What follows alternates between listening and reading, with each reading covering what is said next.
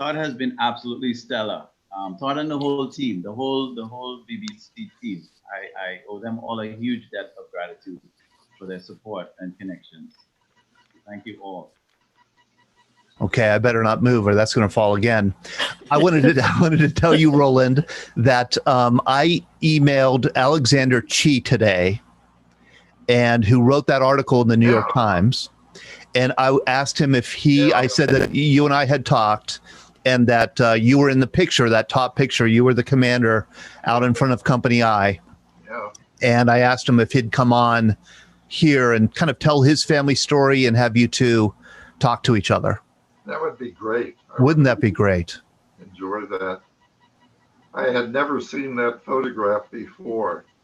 You hadn't? No, never. It was a first when you sent it to me. I thought you had seen that before. No, never have. And that was you right out standing in front, right? Oh, is that amazing? I remember it well. Well, that'll be great. So we are ready to go. I'm going to play our temporary theme song here. Let's see, as Ellie lets people in. Let me see if I could do this. All right. It's called Reach for the Moon.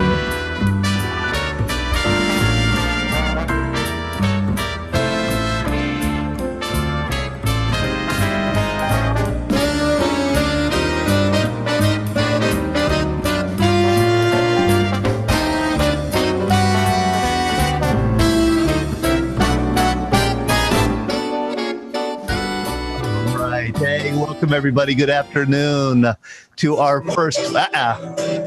Uh-oh. Got to stop this music. Well, it's just a business as usual here at the Veterans Breakfast Club. Welcome. Happy Sunday afternoon. This is our first episode of Greatest Generation Live.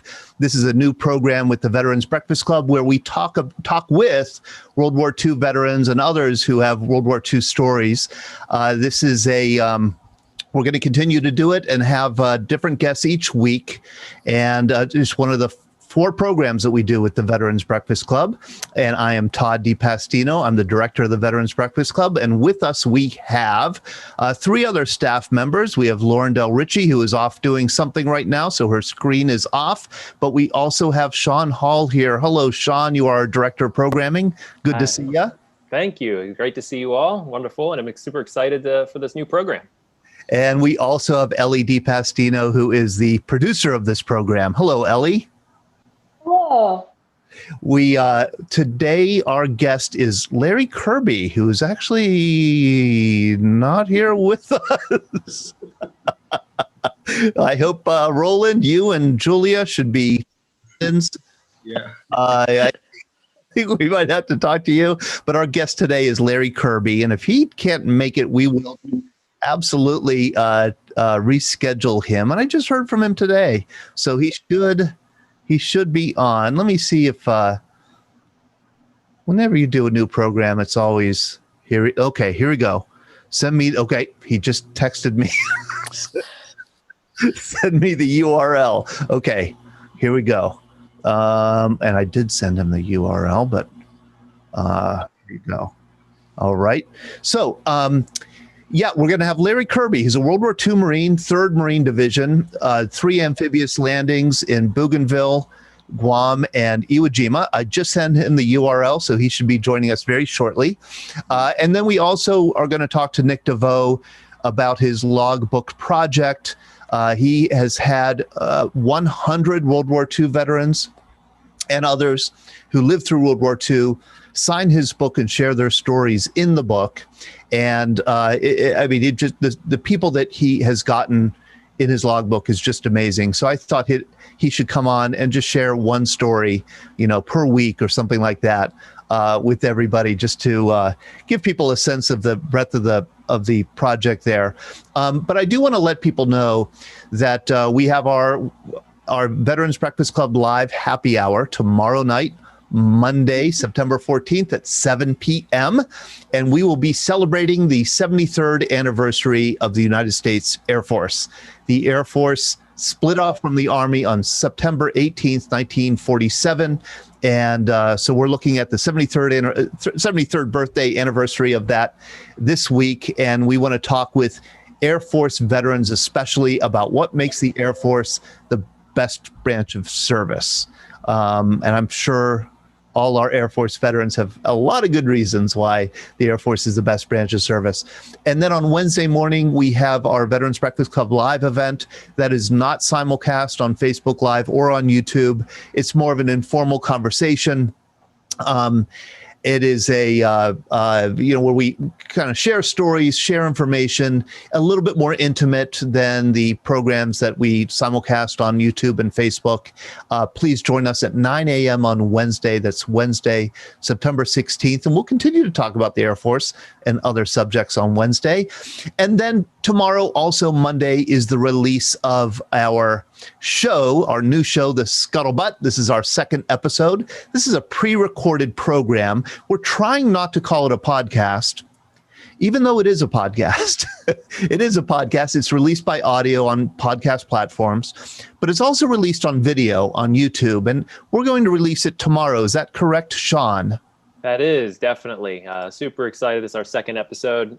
We run over some topical military headlines, chat with Lauren, myself, Todd, special guest James Martin, and we're asking the question, why do people serve? That'll be in the next episode. So give it a listen. Very simple question. Why do people join the military?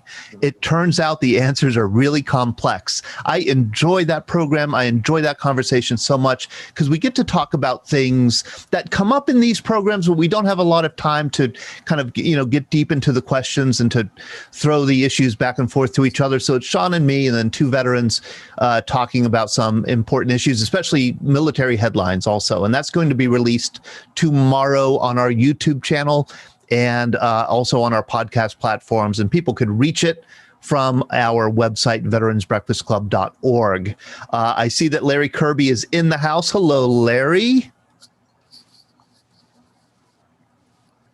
Okay, we'll make sure we get him connected before we go to him. And before we do that, we will go to Nick DeVoe. Hello, Nick. Hi, Tom. Hi, everyone. Nick, it is a gloomy, drizzly day here in Pittsburgh. What is it like in St. Lucia where you are? We've had brilliant sunshine this whole week. It's been blisteringly hot with very little breeze, actually. So, sweating up a storm here. Came down in the AC to talk to you guys. And I know that you are missing out on a family boating outing around St. Lucia, and I'm very sorry for that. You're giving up your Sunday afternoon to be with us. I want to thank you for that. I should also point out that Nick, living in St. Lucia and being a surfer, is very happy with all the turmoil going on in the Atlantic Ocean right now, because there are great waves for you to surf So with? as long as the storms stay out in the Atlantic, it pushes. Depending on their path, they will push swell down our way, and it can be feast or famine. But it's so busy out in the Atlantic right now, it's kind of scary. And there are some that are heading over into the Gulf and possibly to the south of the U.S. shores. So you got to keep an eye on those. Can you remind people about your wonderful logbook project? You've come and talked about it before, but for those who haven't heard about it, I'd like you to just say a few words about what the project is and who you've gotten to sign your father's log. Sure. And thank you, Todd, and for the support as well. So again, my name is Nick DeVoe. My father joined the Canadian Air Force in 1943 because we, as English-speaking territories of the Commonwealth of Britain, we were not independent, so an attack on Britain was an attack on us essentially as well. And in fact, we had a German U-boat come into our harbor right here below where I live and torpedo 2 ships. So the war was very much part and parcel of our history, even though it's not really spoken about. And my interest, I've just always been fascinated with all things World War II. And in fact, Todd, I recently read a short but super profound article that you posted recently talking about the scope of the Second World War. And it was beautifully done, actually. And I meant to copy and share that to the Logbook Facebook page. And I think that the scope of it is truly flabbergasting when you look at the number of countries and the intrigue. And even, it wasn't just a case of Axis versus Allies. There was all sorts of machinations and behind the scenes things going on. Russia could have ended up on either side of that coin. So when you really delve into the history of it, I think it is absolutely fascinating. So somewhere along the line, as I was telling you guys before when we started tonight, news feeds would pop up on my screen. And there was a story about a Japanese pilot named Kiname Harada. And this gentleman was still alive up till about 4 years ago. And he had been at the Battle of Midway. I think he was also there at Pearl Harbor, but he didn't actually go and bomb the harbor itself. He stayed with the carriers. And it was just a story of his life as an older man. He had survived, he had been shot down. But it intrigued me because later on he went and started a kindergarten school because he became a huge peace activist. And somewhere in that, something in my brain just went, my goodness, what an amazing story. And here I have my father's logbook. And how amazing would it be if I were to get this gentleman to autograph the book?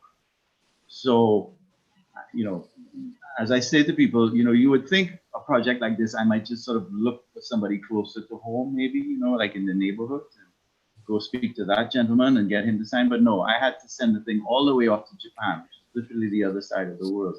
I had no idea, how I was going to make this work. And I started contacting the BBC reporter who told that story. And we made contact and they said, look, he's not really well, but you can send it. And maybe in a few months we can see if he'll sign it. So it happened that my boss was headed out to Japan on a business meeting. And I still remember putting the book in the envelope and sweating profusely and all the alarm bells going off in my head. Like, what on earth are you doing? Are you nuts? Why are you doing this? And I just thought, I don't know why, but I just felt this thing was going to work. And I stuck it in the book and I went downstairs to him. He was literally getting into a cab to go up to the airport. And I'm like, here, I need you to post this for me. And he looked at me in absolute horror. And when he understood what it was, he didn't want to take it. He kept giving it back and he said, no, I'm not doing this. No. And I said, no, you have to take it. You have to take it. And it went. And he got to Japan. He mailed it. I had a contact in Japan. That much I did have, somebody who I had dealt with. So I knew where it was going at least. And he posted it off diligently. And here's a picture of the logbook. A picture of it. And then a couple of weeks later, Mr. Harada died without being able to sign it. And I thought, oh dear, what happens next? And it was just around that time that President Obama was in Hiroshima, around the anniversary of the bombing of that city. And there was a gentleman there who was one of the survivors of the atomic bomb. And Shigeaki Mori is his name.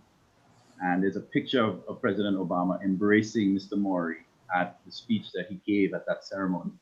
And I thought, wow, what another amazing story. So we reached out to him.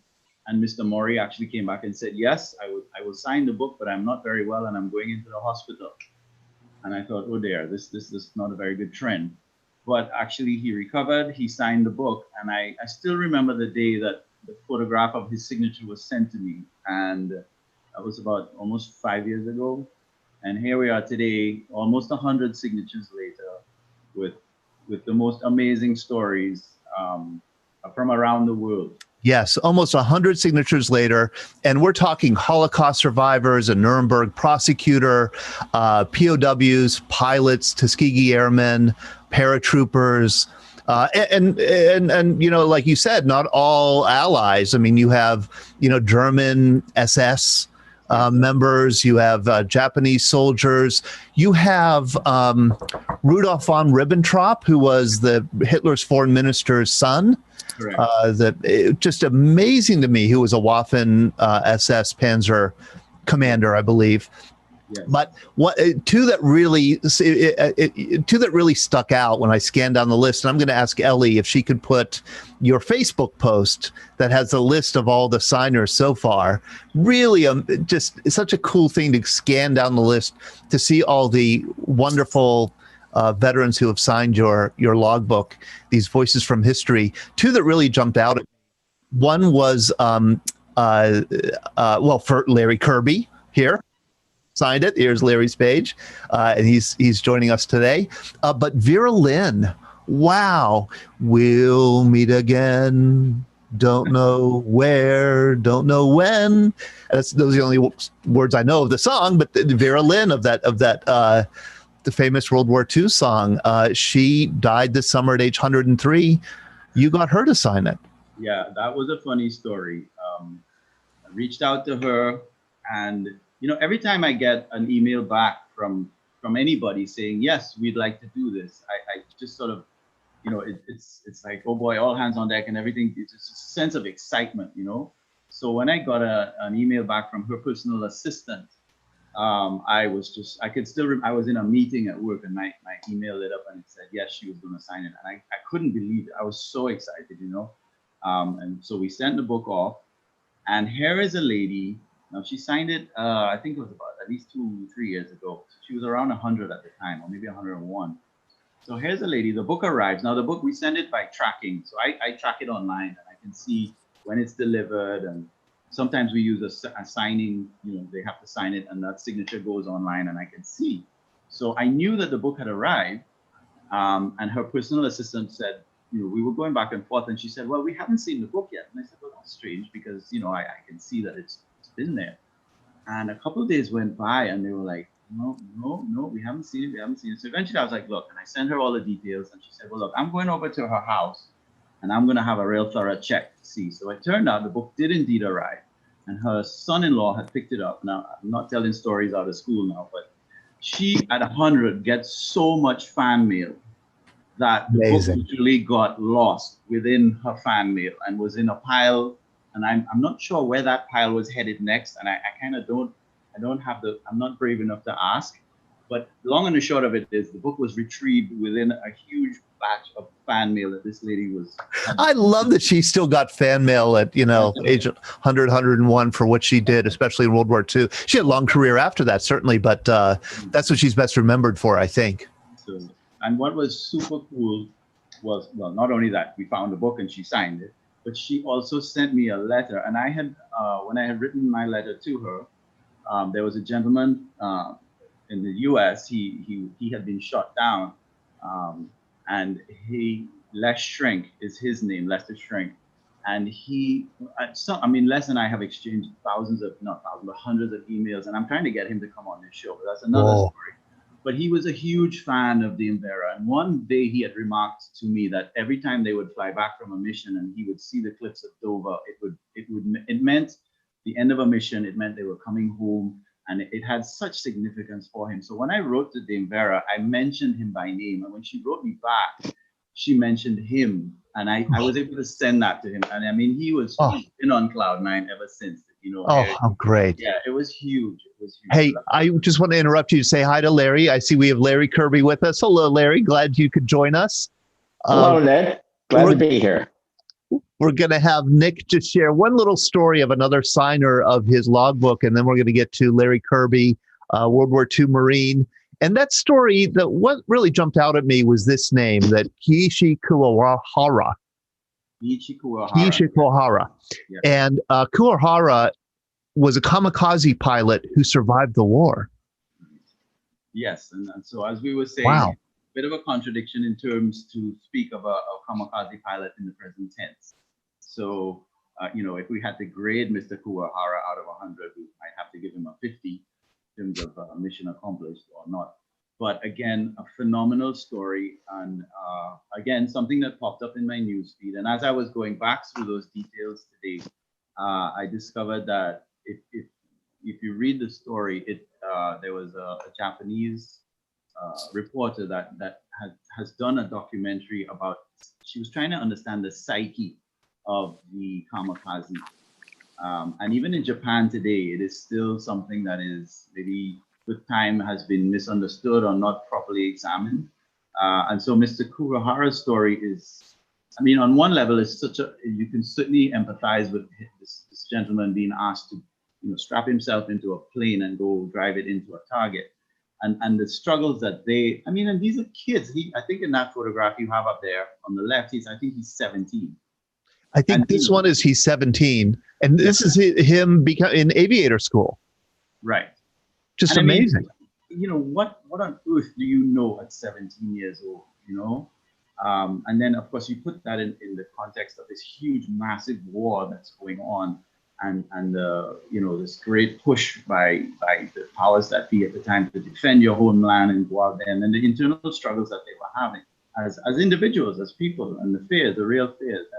And so, if you read his story, he talks about that struggle of, you know, on the one hand, of course, wanting to defend his homeland, but on the other hand, being so sad and so scared, and all of those internal battles that raged on. So, but ultimately, the reason he is still alive is because he had engine trouble.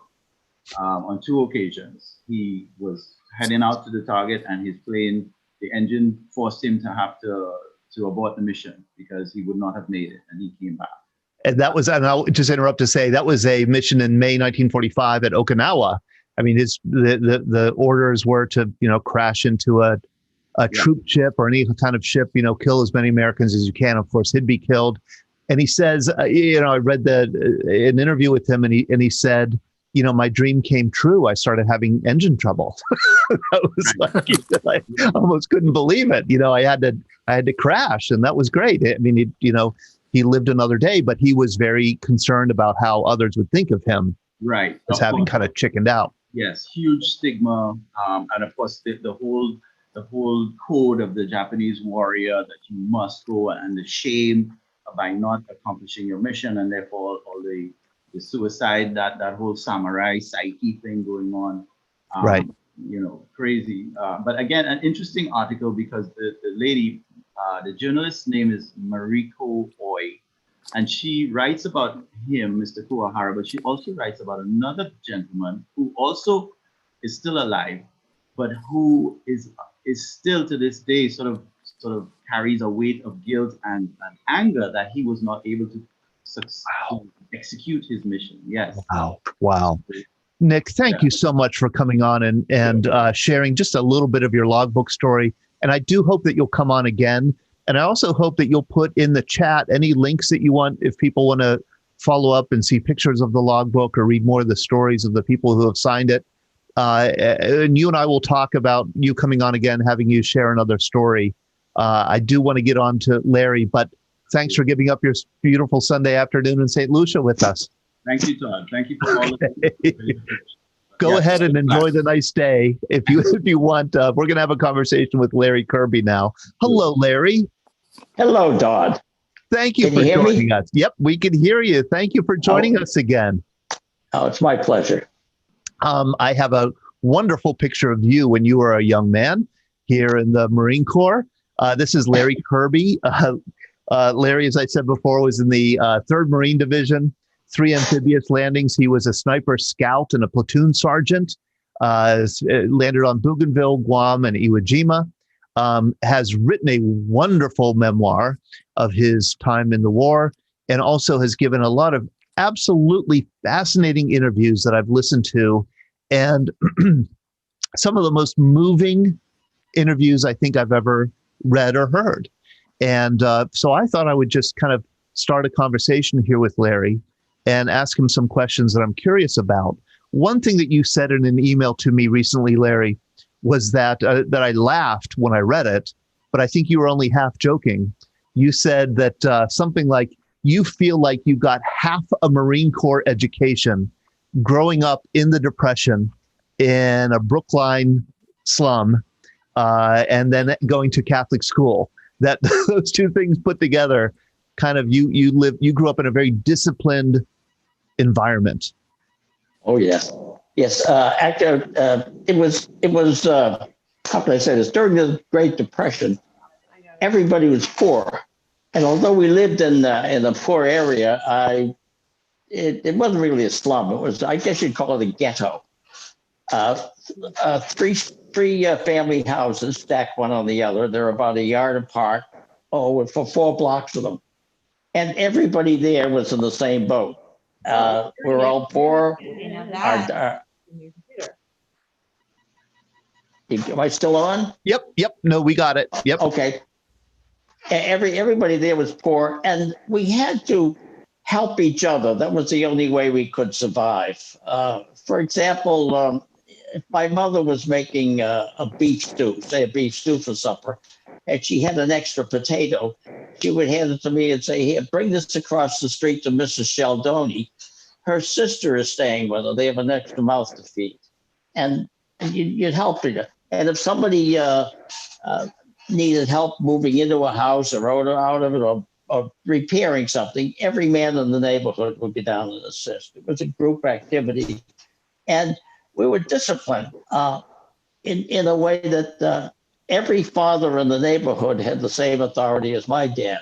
So if I were going to do something bad or something wrong, I had to make sure I was entirely alone, because Mr. Moriarty would come out and boot me in the pants just as quick as my father would. What did your father do for a living? Well, my father was a middle management guy at a wholesale grocer. And one day the Depression had started, and one day he went into work and there was a lock on the door of the office. And that was it. There was no fallback. There was no unemployment insurance. He was out of a job.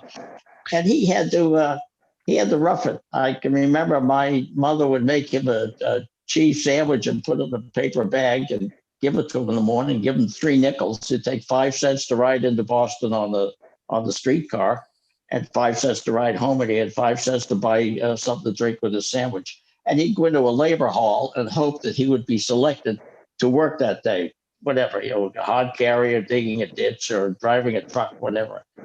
And he eventuated, after a few years, he located a job. It was in a laundry, actually. And he was a capable guy, so he worked in a laundry, and before long, he was put in charge of some other people. He became a line manager in the laundry, and he worked there long enough to get us sort of stabilized, and then he went on and found a better job. But by the time the Depression was over, he had righted himself. Did you have to do some breadwinning as a child? Oh, it was unwritten law that every child at the age of 8 went out and got a job. So I remember my first job was selling newspapers, of course. And I had a lot of jobs. I worked after school in a diner behind the counter. And another job for kids, if they were strong enough, was order boy. They call them the local grocery store, the A&P of the First National store. The customer would come in, and the grocer was behind the counter with a straw hat on. And he would take the customer's list, shopping list, and bring them all out, put them on a counter, put them in bags, ring them up. And then the order boy would come in and get the bags and take them out and put them in a cart. It was a cart about 4 feet by 4 feet, but only about maybe a foot deep, on 2 big wheels. And he would wheel that cart to the customer's home and carry the bags upstairs and put them on the kitchen table or the refrigerator, wherever they went. And he didn't get paid, but he got tipped by the customer. So you got 10 or 15 cents for carrying the groceries home. And that's how you made your money. But everybody had to scrape and make a buck to help the family. Again, we're talking to Larry Kirby, 3rd Marine Division Platoon Sergeant, who is coming to us from the North Shore, right? Boston, North Shore, Danvers, Massachusetts. Yes. Yes, indeed. Not too far from where you grew up. I do want to ask you, what were you going to say, Larry? No, go ahead, Eric. I was going to ask you, what made you want to join the Marine Corps? Well, actually, I was affected the uniform, the attraction. But I didn't join the Marine Corps. I didn't want to originally, because I thought it was too. I don't know. I thought I would be better served, and my country would be better served if I enlisted in the Navy. Because I'm a little guy. I don't take up a lot of space. I can go on a ship and how tall were sleep you? in a hammock. About 5'6.25". Okay. And 5'6.5", somewhere around there. And I went in to join the Navy, and I was going through my examination and passed it. When they measured me, I was 5'6.5", 5'6", somewhere around there. And the yeoman told me to go home. I was too short. So I was not accepted by the Navy. So at the recruiting office for the Navy and the Marine Corps were both in the same building. It was the post office building in Post Office Square. And so I went home and thought about it. I was too small. So a couple of 3 days later, I went in to join the Marines. But before I did, I cut out, maybe a half inch of magazine paper and taped it to the bottom of my heels with Scotch tape. So when I stood under the guy, I measured out about almost 5'7". I'd grown considerably in 2 days. What a wonderful story. So you go off to boot camp, and I think you mentioned this when you were on September 2nd for VJ Day, the 75th anniversary, but you told a funny story of your first night, I guess. It was Parris Island? Oh, yes. I went to Paris. I went by train and by bus the last leg. And I remember there's a sergeant that greeted us was rather strict. He was screaming at us, fall in place, and all that military business. And then we went into the main base where we had a meal, we had dinner, our midday meal, and it was served family style. We sat at the round table, and somebody brought the food and dishes, and we passed it around like gentlemen in a sorority. I mean, fraternity, I should say. And I thought for a minute, well, this isn't so bad, I guess. Then after we left the main base, we fell in outside in a platoon formation, and the drill sergeant, who was a big, tall, thin, wiry guy, was walking through the ranks. He came to me and he said, "How old are you, chicken?" And I said, 18. And he said, 18 what? And I said, nothing, pal, just 18. And with that, he threw a little punch, maybe an inch, knocked me right on my keister. I pounded the guy behind me. My nose was bleeding. And I remember he leaned down, he lifted me up, and he said, "We're going to be very good friends from now on. And you can call me by my first name, and my first name is Sir." So that was that. So the day went on, it got actually worse. And by the time I got to bed, I was lying there really thinking about it. It was too late to do anything. I was committed. There was no way to get off that island. And all I could think was, I wrote a book, what in the name of sweet Jesus have I gotten myself into? I love it. Larry has a wonderful book called Stories from the Pacific. Larry Kirby, I'm going to ask Ellie to put the link to it, to the Amazon link, Elle, if you could, so that people could buy it if they would like to read it. You're such a wonderful, vivid writer.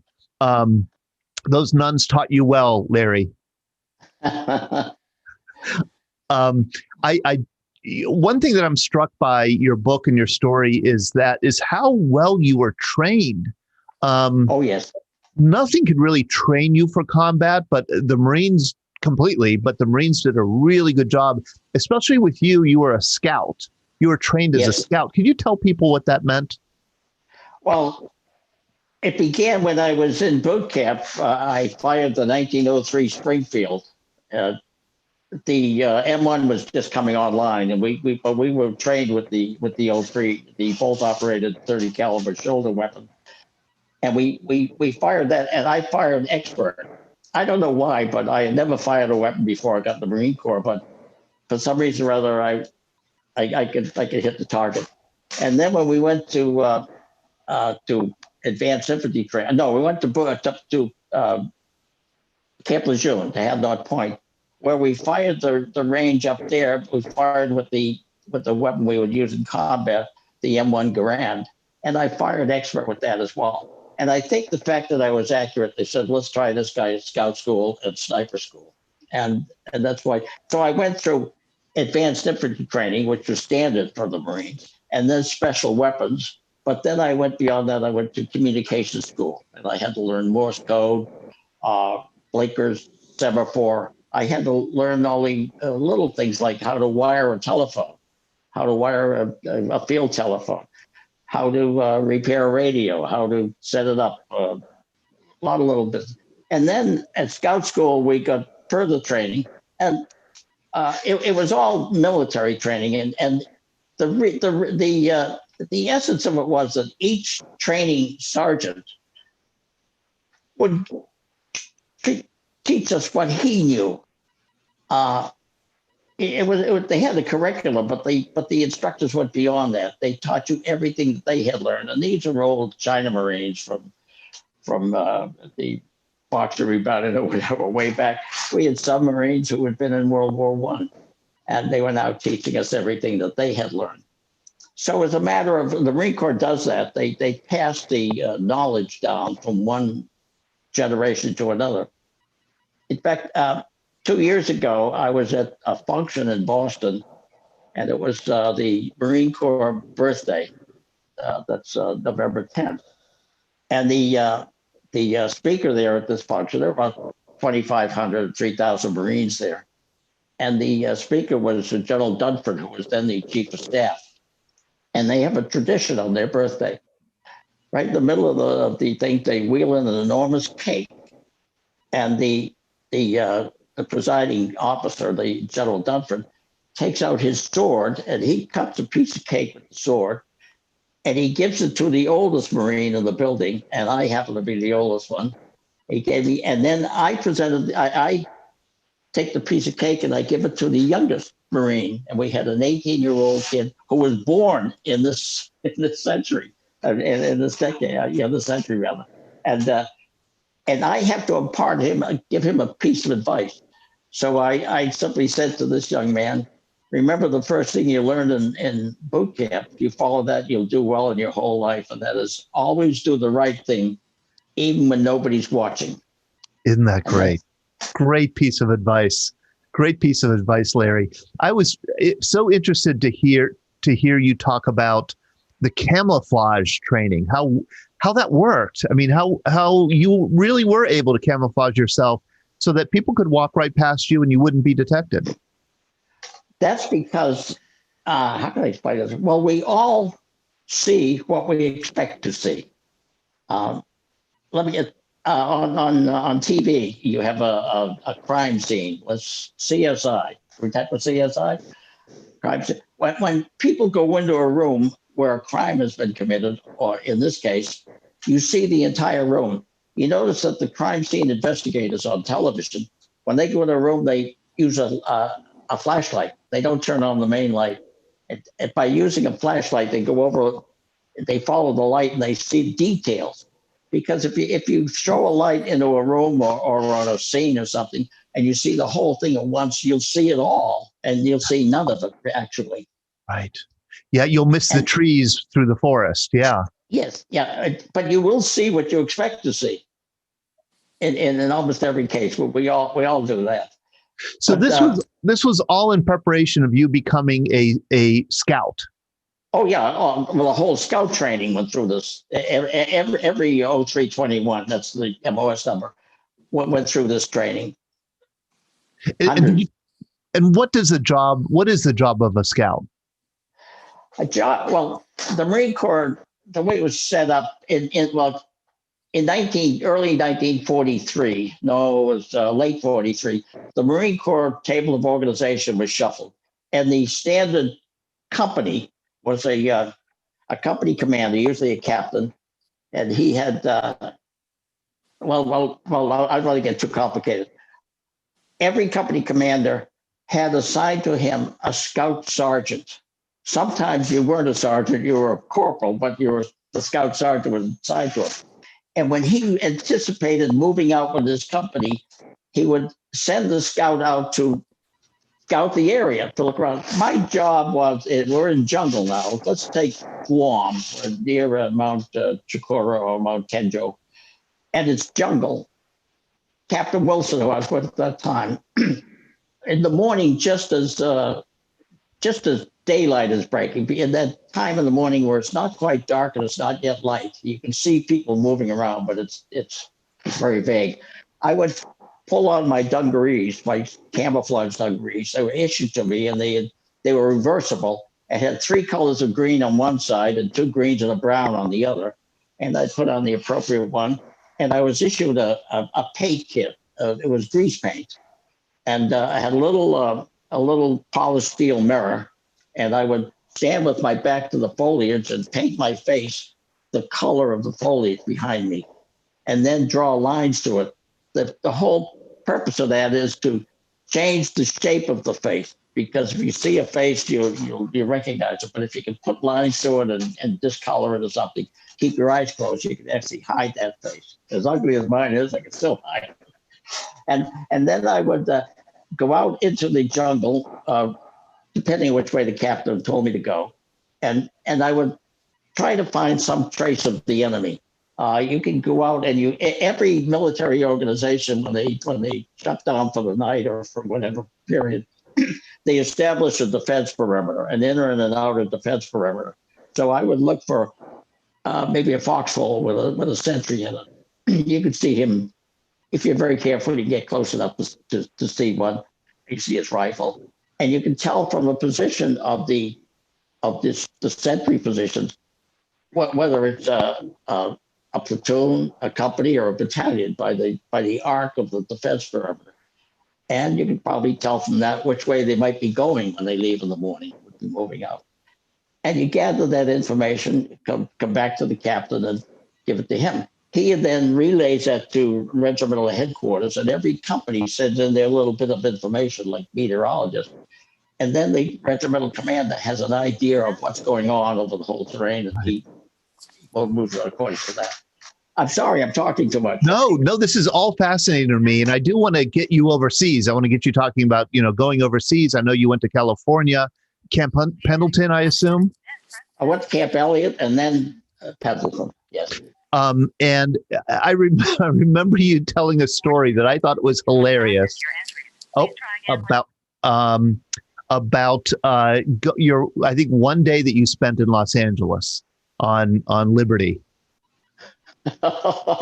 Yeah, that was sad. Well, we went in we were taken to Los Angeles on a horse trailer. They went buses. When you get that many tens of thousands of men in one place, all of the support system breaks down. So I remember we paid a couple of bucks to ride a horse trailer all the way to Los Angeles. But to make a long story short, the horse rode better in the trailer than we did, and we were dumped off at the wrong place, and everything went bad. So the fellow that ran it collected all our money, but in the end, there was a big, tall hay shaker, kind of a guy who was with me. He was big and strong, and he didn't like being taken the way we had on this horse trailer because it was just pitiful. And when we got there, he went over, got the driver of the horse trailer, pulled him out, and gave him the most severe beating I've ever seen in my life. Just punched his lights out. And that was not the story I was thinking of, Larry. I have not heard that story.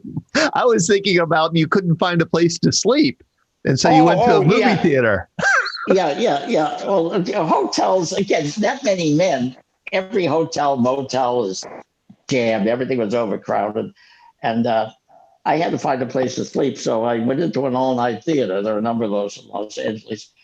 And I got in a comfortable position, slumped down and went to sleep. Well, pretty soon the usher came along and threw me out of the theater. So the next one I went to, I prior to going in, I bought a copy of the Saturday Evening Post or Life magazine, I forget which, brought it in with me and rolled it up on a tight roll, stuck it inside the button of my blouse, and propped up my chin with the end of the of the magazine, and went to sleep and slept soundly for quite a while. Or I woke up with the worst pain in my neck. It was an effort to move it, painful. But those are little things. Those are just little trials. That's the kind of resourcefulness that a Marine learns, I think. Oh, yeah. So you loaded onto a troop ship and you start heading, west across the Pacific Ocean. You had no idea where you were going? No idea. We left San Pedro, which is the harbor city for Los Angeles, aboard the Rochambeau, USS Rochambeau. And we were transported down to the South Pacific.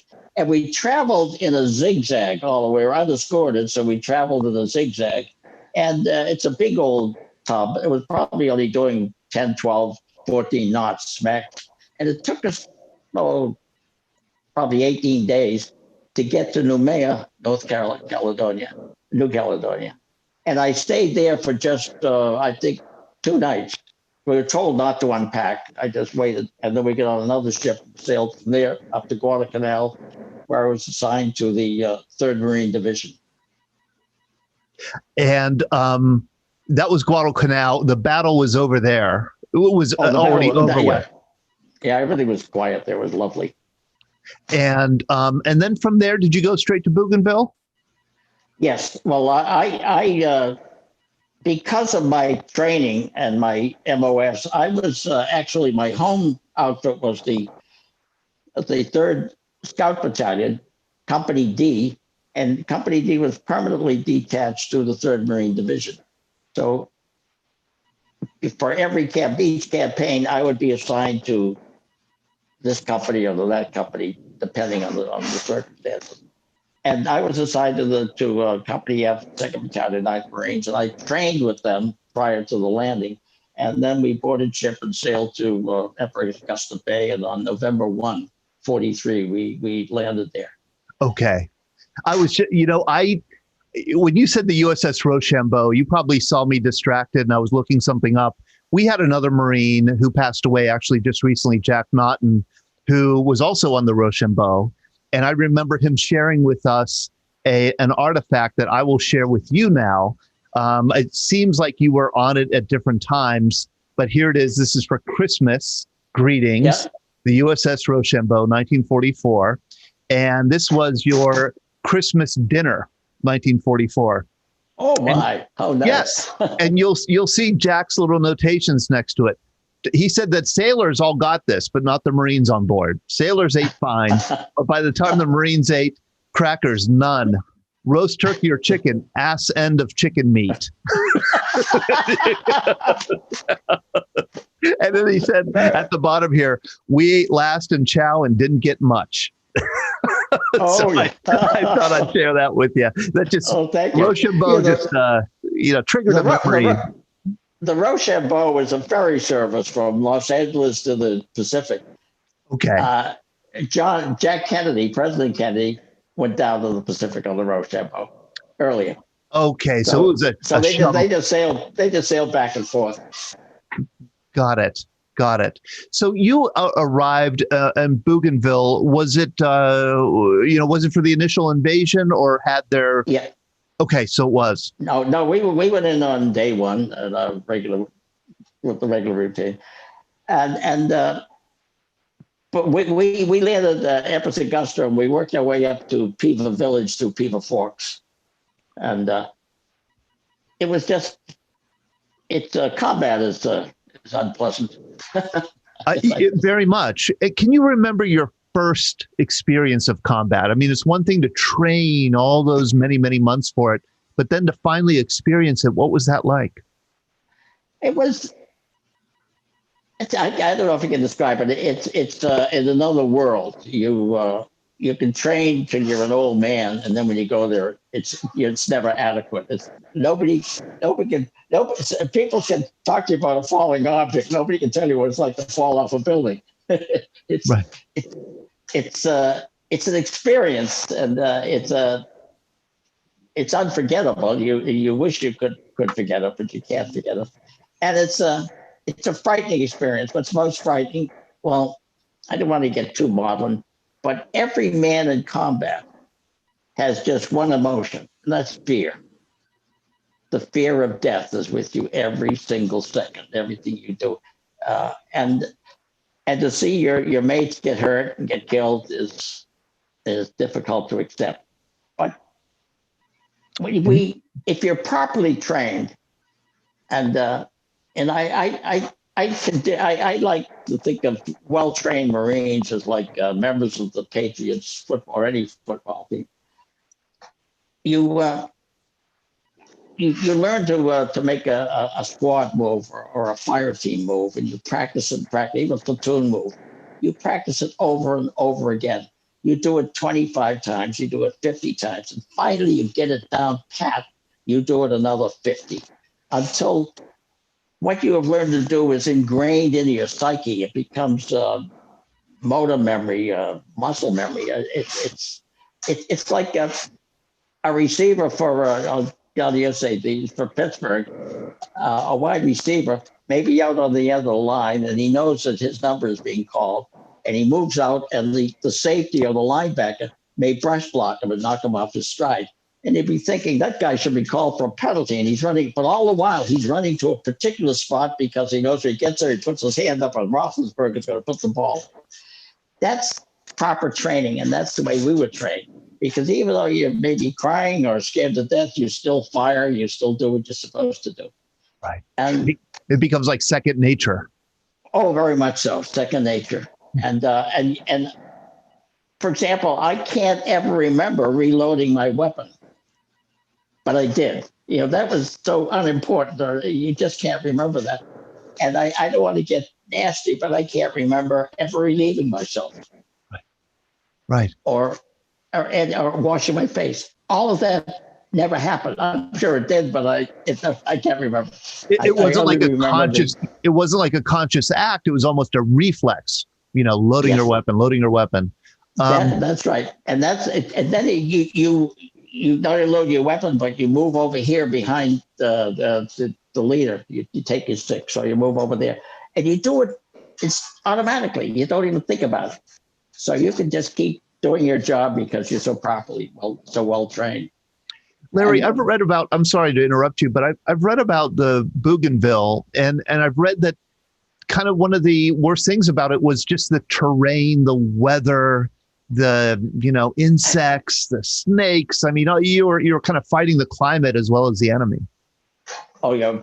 Well, how do I can say this? But after Bougainville, somebody once said, if they ever give the world an enema, they'll put the tube in Bougainville. And that was your feeling about it, huh? Oh yeah, Bougainville is the largest rainforest in the Pacific, and it's the third largest rainforest on the planet. So it rained every day. You were wet all the time. You dig it. You try to get some sleep at night. You dig a hole. You cover yourself with a poncho or something, and before long you submerge. You have to climb out of the water. You never escaped the discomfort of Bougainville. It was constant all the time. Rained every day. Every week got it wet. You had to clean your weapon more often. It was just. It's the last place in the world you want to have a war. Wow, way. And how long were you there? Let's see, November 1st to around December 16th. Okay. 30, 46 days, something like that. That was the longest campaign that I was in because Guam only took, I think, 27 or 28 days. And I was on Iwo Jima for just 16 or 17 days. And so So they just kind of took you off Bougainville and shipped you to Guam? Oh, we stayed there until the island was secured. No, we didn't. We didn't because the way it's you might have a regiment on the front line working. When the regiment gets a little tired or when they start losing men, they become less efficient because of they've been in it too long. Another organization will move through them and take up their and they can drop back and they may rest, bring in replacements, reestablish their gear, get reorganized to move up, or go back. And we have been relieved probably 2 or 3 times, and then we're back to the beach. We were taken out by Higgins boat out to the ships and returned to Guadalcanal. Oh, returned to Guadalcanal. Okay. Yeah. And then got refitted, rested a little bit, maybe. Yeah. Oh, yeah. And then we began training for Guam. There's no rest in the Marine Corps. No rest in the Marine Corps. What was how did Guam differ from Bougainville? Oh, Guam was a lot cleaner. The Guam terrain is not as nasty as Bougainville. They have jungle on the other side of the mountains, but it's not as. Bougainville's jungle was so bad that you would take a chance and use an old path rather than try to cut through the jungle, because you literally have to chop through it with a machete. Right. But Guam was difficult. The Japanese on Guam were more skilled, and they gave us a tough fight, more so than the Japanese on Bougainville. Bougainville seemed a little disoriented. It was just a series of skirmishes in one village or one another. There was nothing, it didn't seem to have an overall command. Well, that was my view from the ground. I may be wrong. That's what it seemed to me. Well, Guam was neater. It was very trying, but Guam was more personal than Bougainville because the people on Guam are American citizens. They're a protectorate, and they're beautiful people. They're like Hawaiians. They're a little different, but they're very, very, very attractive. And the Japanese, when we started to soften up the landing area with Guam, the Japanese, of course, knew we were coming. So what they did was they took all of the civilians on Guam and moved them up into the hills, and they put them in barbed wire stockades. They could just bring what they could carry, and they were living outdoors. It was really difficult on them. And we as Americans, were liberating an American territory. It was different. We had a motive, an impulse to liberate Guam. I remember I went back there in 1984 for a visit 40 years after the landing. And I talked to the governor of Guam and some people, and I said, it was our privilege to liberate Guam. Wow. So did you have that feeling at the time that you were actually liberating American territory? Yes. Yeah. Well, that was because Captain Wilson, talking to us on the ship beforehand, he said, this is our responsibility. They are Americans, and we will rescue them. And I felt an obligation to do it for them, for the people. Wow. That is so interesting. And I know it was also on Guam that you encountered this man. And I know you shared that story again for our VJ Day event on September 2nd. But I was wondering if you could share it again. Well, being a scout, one morning I was sent out to see what I could find. And I was working my way through the jungle, and I saw a thread. I didn't know whether it was a thin wire or a spider thread dripped across a vine and a leaf or a fern, and this thread went up. So I get down real close. I looked at it, and it was a very, very thin wire. It was attached to the root of a tree over here, and it was attached to an anti-personnel mine, a jump-up mine right here. And I followed the thread till it came to the mine and carefully disconnected it and disarmed it, so it was no longer a problem. But this took me maybe 10, 12, 15, I don't know how many minutes, but quite a long while. And when I finally did, I stood up, and directly in front of me, no more than 15 or 16 feet away from me, was this Japanese soldier. And he was not camouflaged. He was in his uniform, but he was obviously out there scouting the way I was. And it just happened so quickly. I stood up, and he's right there. I could hit him with a rock. And I knew he was frightened too, because he carried an Arasaki rifle. I think it was a 97 or 90, I'm not sure. But he held it like this, as if to hide behind it, instinctively. And I knew then that he was as scared as I was. And I looked at him for maybe 2, 3 seconds. It seemed like 2 or 3 hours now. I looked right into his eyes, and I was hoping instantly that he would just go away. So why don't you go back to your outfit? I'll go back to mine. And he looked at me, and then he brought the rifle up. And in that time, he brought the weapon up to fire, and I could drop down in the 3-foot grass in the jungle. He fired, missed me, and I didn't know what to do then. Then I heard a noise, a metallic click. The Japanese hand grenades are like ours. They're serrated, but they're smoother than ours, and they're rounder. And they have where we have a pin, and they have a plunger. You push it in with one hand and throw it with the other, that arms it, and you fire it. When you're carrying a rifle, you hit the grenade against your helmet to knock in the plunger. And I heard the click of the plunger, and then I heard the grenade land behind me. And I had no options. I had to get away from the grenade, which brought me and run to him. So I carried the Thompson submachine gun, so I stood up and started firing. I probably only fired 5 or 6 rounds when the grenade went off and knocked me all over the place, knocked my helmet, I lost my weapon and everything. I was unconscious for a while from the impact. It tore a hole in my shoulder. And then when I looked up, I saw the Japanese soldier, and he was sitting with his back against the tree. And I got closer, and he was sitting, but he was dead. I caught him right in the body mass with one of the rounds. And I felt terrible because he was only a kid. He was my age. We were both kids, but it's funny. I can't explain it, but in a firefight, you're dealing with men running in all directions. They're kind of vague. They're just the enemy. But when you're one-on-one, it's a human being. It's different. And so I just reached him, and I remember I loosened the chin strap on his helmet because it looked like I was twisting his face all apart, out of shape. And then I passed out from loss of blood. I came to, and Hoagie, the corpsman, was putting a plasma in my arm, and the dead soldier was over here. So I asked Hoagie to go through his gear and get his ID photo. It's a little 2x3-inch photo, carried for pay purposes or identification. Yeah, that's it. And so he gave it to me, and I put it between my helmet and my helmet liner. And I promised then that I would carry that with me for the rest of my life. Not as a trophy, not as a trophy or a souvenir, but to honor the young man who had just died for his country.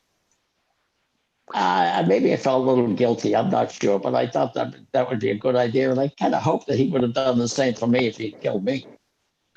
But Larry, I just want to ask you, you were trained to really hate the enemy. I mean, to hate the Japanese, as was Roland Glenn, who's with us today. Yeah. That the Japanese were almost subhuman. Yeah, vermin. They were vermin, should be exterminated. But then when you see them there, and you think about it, you realize that they are you. They're young men. They're thousands of miles from home. They love their country, and they're fighting for it. And that's what we're doing. And well, maybe I overthought the situation, but that was the way I felt about them. I could never hate them. I have great respect now for the Japanese soldier. They were all through the war. People saying that they were fanatics. They were like kamikaze and the bonsai attack. They all wanted to die for the emperor. I don't think so. I think to behave like that takes a ton of courage. To deliberately run up to your enemy and get as many as you can before you get killed. That makes it. I hope in the next war the Japanese are on our side. Yeah. Wow, is that interesting? Now, I do know that you were wounded. You were wounded pretty badly in the back. I mean, a big, not really. No, I was healed. I'm well. Everything works. It was a temporary setback. I lost temporary setback. What a.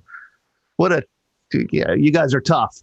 Temporary setback. So you had this temporary setback, but you were put aboard, I believe, a hospital ship or a transport ship, and a doctor said, "Hey, we've got to take you back to Pearl Harbor." Oh yeah, that was a Guam. I was bleeding. I was wounded, and they took me out to the. I should know that. I think it was the Solis, SOLAS, the Solis, the hospitals of Solis, and I was treated. I was put on a flat panel. It was like it wasn't really a cot, just a flat panel. And the doctor looked at me and he said, "It's not a serious wound and everything, but your wound is infected." I have a thought. Hold on. Just a minute, Todd. Go ahead, Mary. I have a thought. You're right there. Go away. Yeah, I've got to quit too. But the doctor told me it was infected, and they had no penicillin. And penicillin had been invented, but we didn't have any there. And he said, if it isn't corrected, you're going to get really hurt. So I think I'll send you back to Pearl Harbor. And he turned to the yeoman or the corpsman with him, and he said, "Remind me about something like that." So as soon as I get out of my side, I just rolled off the cot. I went to the stern of the ship where our gear was, and I picked up my weapon and my helmet, my pack, and everything. And I just walked out to the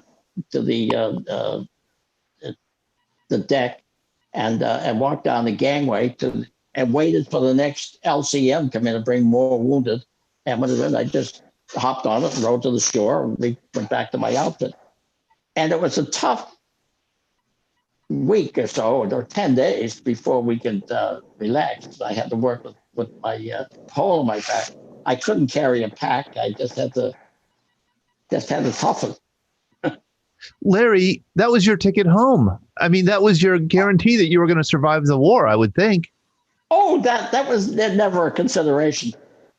It may sound stupid, silly right now, but I couldn't leave my mate. I would never walk out on them, and they would never walk. I knew that those guys, I could ask anything of them, and they would do it, and I would do it for them. I can't explain. I couldn't leave them behind, and so I didn't. So in the meantime, you have an infected back, and a corpsman is taking care of it? Yeah, he got me a foul weather Navy jacket. It's a rubber jacket with tight fitting at the sleeves and at the neck, and that keeps the smell. So you don't offend anybody. But I wore that, and I had my dressing changed as often as I could, and I only had to go through another maybe 8 to 10 days. The campaign was over. We went up to Retidian Point, cleaned out up there, and then I was able to get some real attention. I mean, but that's a bad infection. That could kill you. You have rotting flesh, it sounds like. Well, maybe if I look back on it, but when you're 19 years old, an infection isn't going to kill you. You told a story about, I think it was the corpsman who used maggots to clean up the. Yeah, that was when when it was over, I was able to get treated. It was badly infected by then, and I went to to Dr. Anderson, our Navy doctor for the battalion, and he started by.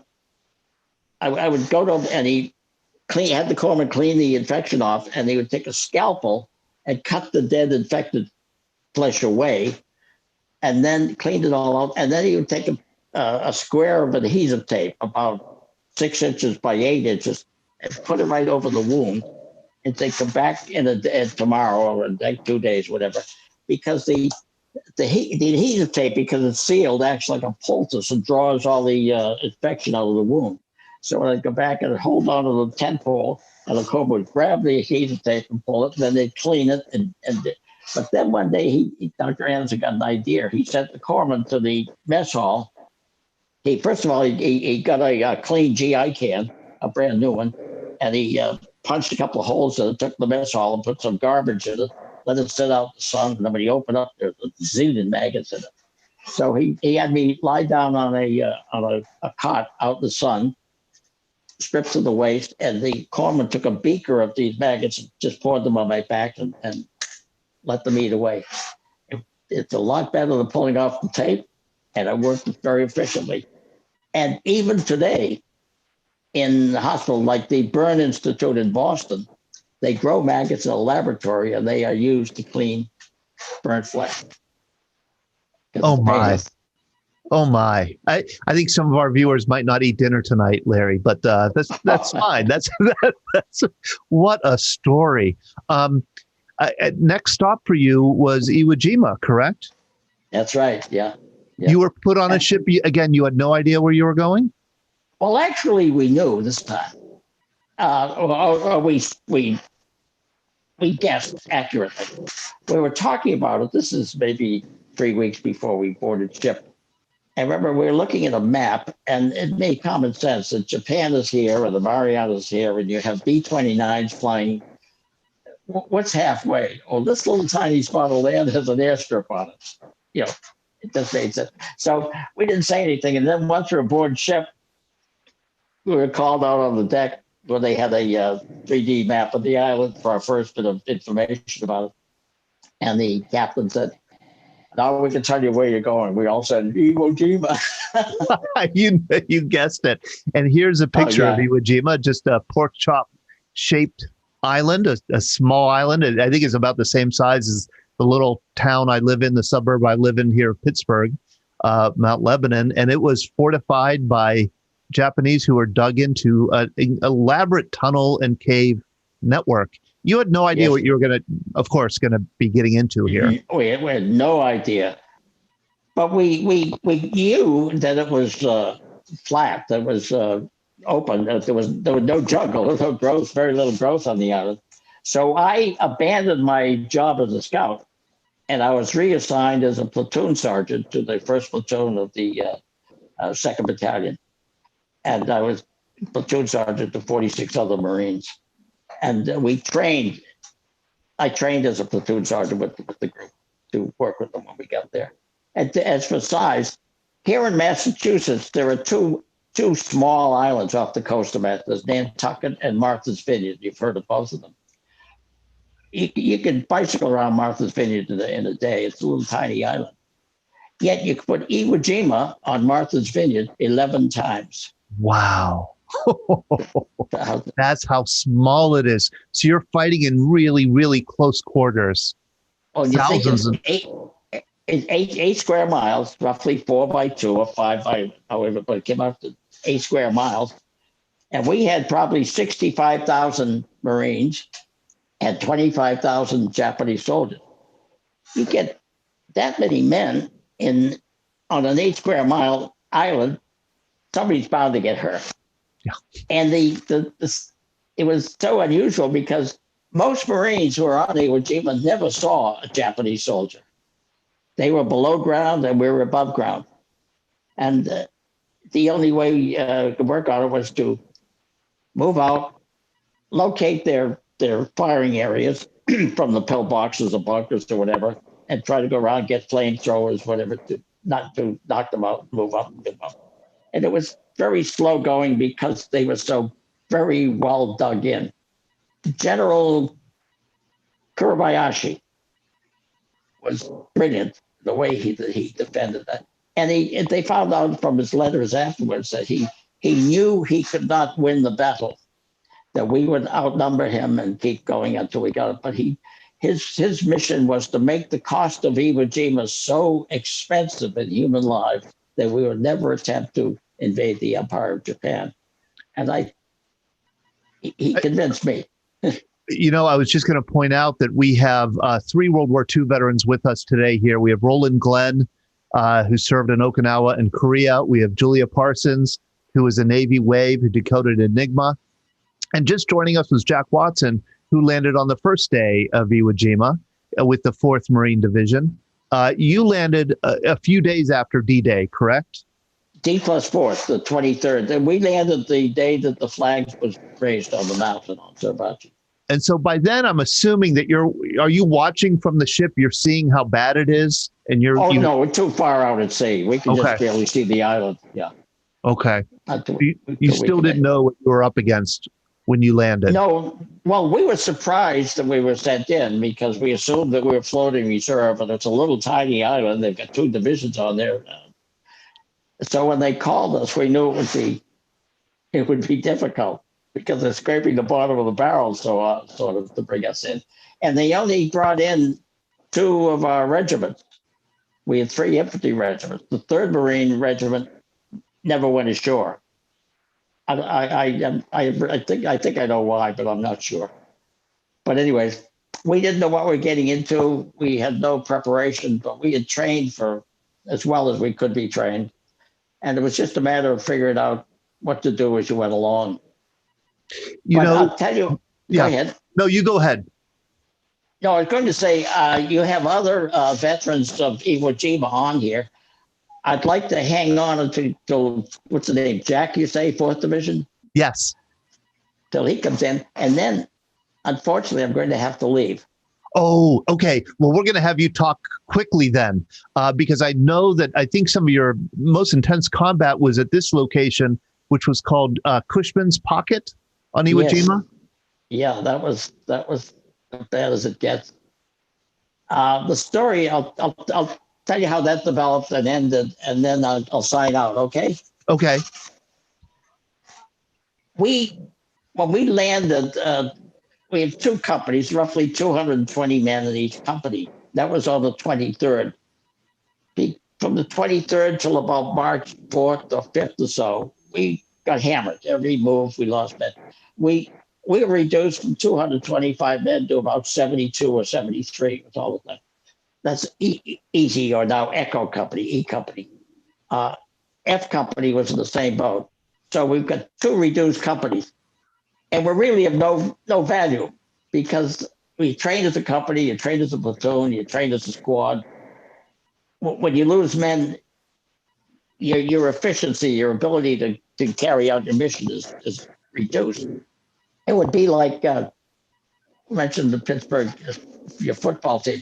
It would be like having 6 able-bodied football players to go out and play against 11. So you have 6 guys. They're able. They're great players. They can play hard and everything. But no matter what, they're going to lose, because you just can't function as a football team with only 6 guys. Well, you can't function as a company with 72, 73 men. If you lost one platoon, something, but the casualties are scattered throughout, so everything is out of kilter, it's out of the whack. So somebody in division, some genius, came up with an idea, and it went back to World War I, where one time that the Marines were stymied by the Japanese, the Freudians put there, the German positions in World War I, and they tried to get by them with a night attack. So we were told to prepare to go off. I think it was on the 7th or the 8th. I'm not sure, the 7th or the 8th, to jump off at 4:15 in the morning. And we were instructed to get rid of anything that would make a noise. So we just carried a weapon, ammunition, helmet, and water, and maybe a ration in your pocket. I stuffed mine with D-bars, those chocolate bars. And to give an example of what we did, on the canteen, there's a cap with a chain, and the chain is welded to the body of the metal canteen. We were instructed to put a sock between the inside the chain, so the chain wouldn't hit the canteen and make a noise when you're walking. Little things like that. So we jumped off at sometime between 4 and 4:30 in that morning, the 7th or the 8th of March, and somebody in front knew where they were going, I hope, because we couldn't see each other, so you just put your hand on the back of the man in front of you and follow. And we were moving. In an ordinary day, if we went 40, 50 yards in a day, it was a really good day. We jumped off that morning and we walked probably 250 yards. Unbelievable. All I can think of, wow, this is really working. This stupid idea was a good one. And then we were detected. Somebody heard us, saw us, I can't remember, but the enemy dropped some parachute flares over, and machine guns opened up. We began to become annihilated. In my position with F Company, we were off to one side. Let me explain the reason we did it. When the Japanese were underground and we're on the surface, it made sense that they had to have some way of observing us, because they can't see us from underground. They must have had observation positions by which they could direct fire or whatever, find out where we were. And it was assumed that a hill, 362C, which was the second highest hill on the island. 362 is the feet above sea level, and under what the C stood for, but we called it 362C. And that was our mission. There were 4 depleted companies, and 2 went to around one side and 2 went around the other side. And when we went around our side, we had, as I said, we'd gone about 300 yards before the jig was up, and they dropped flares and started firing machine guns. We were getting decimated. And just off to our right, on the eastern side of this position, there was a defilade. It wasn't deep, but you could see where there were truck tire marks in the sand. They had pounded down. It wasn't a road. It was just worn down, where trucks had gone into this. So we naturally went into it. And it turns out it was probably an old quarry. There were sharp rocks in there, and maybe where somebody was working. So we went into this, and it offered us some cover. But when we got in, they had machine guns out that photo you just posted of the cave. There were machine guns in that cave. There were machine guns that were behind us that we passed in the dark. And we were pinned up against the east side of the wall. And to the north side, there was nothing that we could see. But we were sitting ducks in there. So some of the guys, we tried to organize in fire teams, but that was impossible. It was pretty much every man for himself. So some of the guys would find a position, roll in, try to get as much cover, and just stay there. I didn't like that because as a sniper, a trained sniper, I know that if I wanted to get a man and he stayed in positions I couldn't get him, I would get an angle on him and take him. So I decided to keep moving, just keep moving, fire and move and fire and move and fire. And we're there, I think 37, 38 hours. And in 38 hours, I didn't eat, I didn't stop, just keep going, keep going, keep going. And on that, in there about a day when a German tank came down the road, and the Japanese saw the tank. They immediately hit it with napalm and set it on fire, and it was just it was just a burning hulk in there. Then maybe about 12 hours later, 2 tanks came in, and one of them was a flamethrower tank, like the one in the picture, and the other was a regular Sherman M4A. And I remember we saw the tanks, and I thought for a minute that perhaps the Japanese recognized the flamethrower tank, and if they had fired, the tank could have cremated them. I don't know what happened, but anyways, the tank came in, we were hunkered down, and the regular tank came over near our position and ran up with a track on one side on the area, and underneath the tank, I didn't know it until I saw this, there's a hatch right under the seat of the bow gunner in the tank. And it's an escape hatch for the crew if they catch fire. So they opened the hatch and took 4 or 5 of us, I can't remember how many, into the tank and rolled out, took us down to safe haven.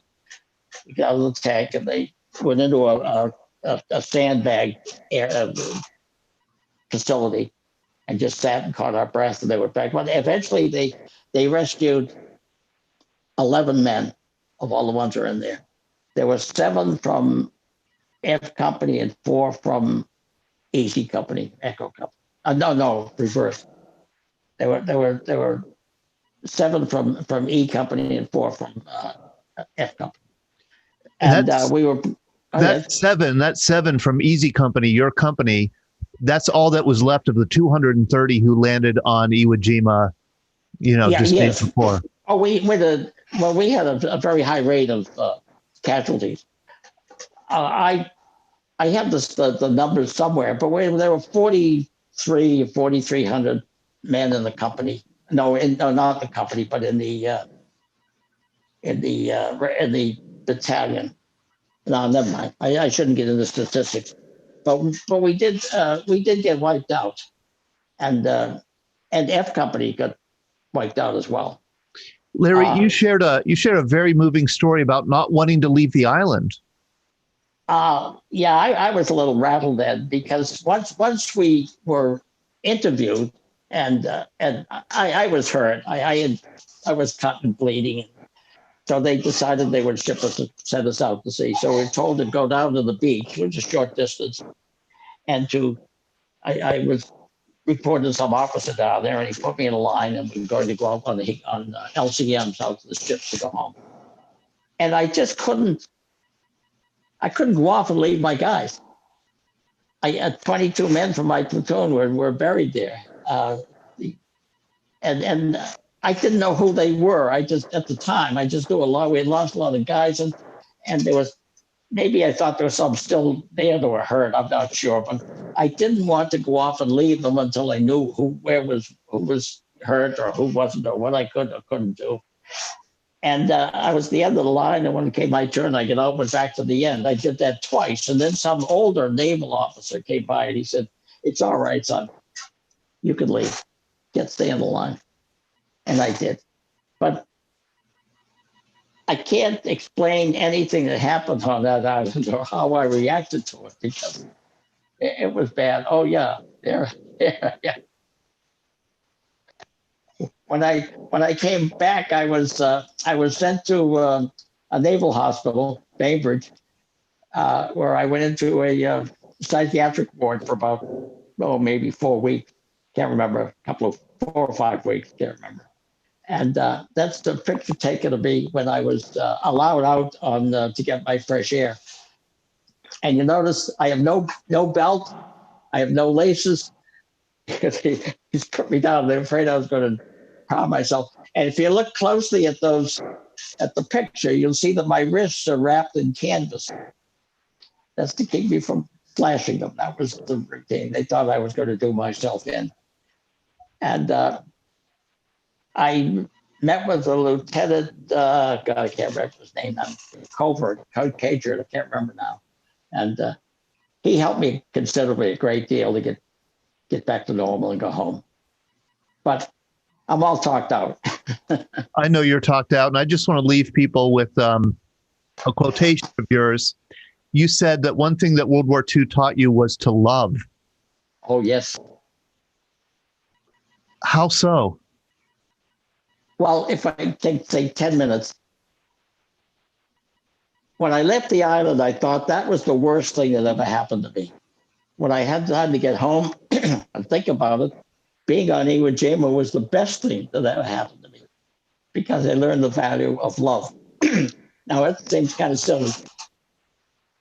With men in this stressful circumstance, the guys in the same squad, the guys in the same fire team, or whatever, when they go through a hard time together, they develop a bond, and I don't know why or what it's about, but that bond between guys, like in those circumstances, it's as strong as the bond between siblings, brother to brother, and dare say that it's as strong as the bond between parent and child. And if a parent is walking a child down the sidewalk or in the park or on the beach, and danger looms up, instinctively the parent will push the child behind them. They won't even think about it. That instinct happens because it's predicated on their love of the child. And that's the way guys in a tight situation think of themselves. And 27 medals of honor were awarded on Iwo Jima. And for the Medal of Honor is given to those who give their lives or risk their lives to save somebody. You don't get a prize for being the best Marine or the best fighter. That's taken for granted. You've gone above and beyond to sacrifice your life or expose it. And for every one of those medals of honor, I'll bet there's 5 or 10 instances of other Marines that did the same thing, but their actions went unnoticed and unacknowledged. And they did it because they loved each other. I don't mean the love that you read it, you see in movies or novels. This is a love that's based on honor, respect, affection, of course, commonality of purpose, all those things. And if can I take a minute and look and read something from a book? I've got my library right here. I've tricked Larry into staying a little longer than he had planned. Yeah, but the books I always have are Catch-22, the Federalist Papers, and my man Schopenhauer. I'm gonna find this and see if I can read it to you, if you mind me. This is from Schopenhauer's On the Basis of Morality. He reads, how is it possible that suffering that is not of my own should immediately affect me as though it were my own, and with such force that it moves me to action? This is something quite mysterious, something for which no basis can be found in practical experience. In battle, it is nevertheless of common occurrence, and every combatant has had the experience. It is not unknown even to the most hard-hearted and self-interested. Examples appear of instant responses of this kind without reflection, one person helping another, coming to his aid, even setting his own life in clear danger for anyone with whom he has been with in past times of distress, having nothing more in mind than the other is in need and in peril of his life. That's it. Now, if I were to ask you, or you ask anybody that's on right now, what is your greatest fear? What do you fear the most? The answer is dying. Nobody wants to die. If you're sick, you'll take the medicine the doctor gives you, even experimental. You need surgery, you'll go through a dozen operations. You get cancer, you'll do chemo and radiation over and over and over as long as you stay alive. Life is the most precious thing we have. Bill Gates, right now, if he had to choose between his $100 billion or his life, he'd take the life because it's that valuable. Now, these guys, kids on Iwo Jima, valued their life just as much as we value ours, yet they rose up above it and gave it because they love it. So that tells me something. Love is the most valuable thing in the world, in society and civilization, in my life. And it gave me direction. And as a result, I'm the happiest guy in town. Oh, I worked hard. I started in sales, went into marketing, and I worked hard for my 33 or 34 years. I provided my family with a comfortable middle-class home, a couple of cars in the driveway, 4 kids through college, a vacation every year, something put aside for retirement. But I never let my professional life get above my personal life. And it cost me a ton of money, I'll tell you that, but who needs money? And once it got me fired because I was supposed to go to a regional meeting at the Chrysler Building in New York. And it conflicted with my son's graduation from high school. So I cut the meeting, went to the graduation, and no meeting, no job, no money could mean as much to me as hugging my kid, shaking his hand at graduation. That's what life is all about. I went into the office the following Monday, walked into my boss's room. I said, "How much time have I got?" He said, "Oh, maybe 15, 30 days. So I went out and got another job. But whenever my personal life conflicted with the personal life won. Just that's it. And not only family, but friends. I have some great friends. I've had friends all my life, and they're very dear to me. And I lived in the same house for 64 years before we came here. And I love my town. So I served the town for 24 years in public office, unpaid public office, of course, either elected or appointed, planning board, school committee, zoning board, whatever, because that was part of my family. I'm probably not explaining this clearly. Oh, no, this is very clear. I'm taking in every word, and I think our listeners are also. I mean, you also have said that those 22 guys you left on Iwo Jima, you think about them every day. Oh, yeah. I can see them. I still, because I never stopped seeing them, I can visualize them. And every day, I meet up with 4, 5, 6, 7. If I'm driving somewhere, I don't listen to the radio. I visit my guys. And it's like I can see them in my mind's eye. It's like swiping photographs on an iPad. I just look when Billy Jordan pulled one out. Billy Jordan was... he had a mole under his left eye that you would never notice. But when he smiled, on that ridge, the mole stuck up like a little pimple. And when I see Billy, I can see that mole. Dwayne Cook was a redhead, massive red hair and freckles. And I see Dwayne, I can see the zinged freckles. And as a little guy like me, Lou Holcomb, he was from the Chicago area. About a week before Lou's squad on his fire team, a mortar landed near his fire team, and he wasn't hit by any shrapnel, but the concussion slammed him to the deck, and his mouth slammed against the bolt cover of his M1 and knocked chips out of his front teeth. And when I visited Lou, he smiled, and the crooked picket fence tooth was there. And they were beautiful kids. And that was 75 years ago. They're still 18, 19 years old, and I'm 96. I've already forgotten about Iwo Jima. I mean, I'll never forget what happened there, but I don't dream about it. I don't have anything to do with it. But I will never forget those young kids that I served with.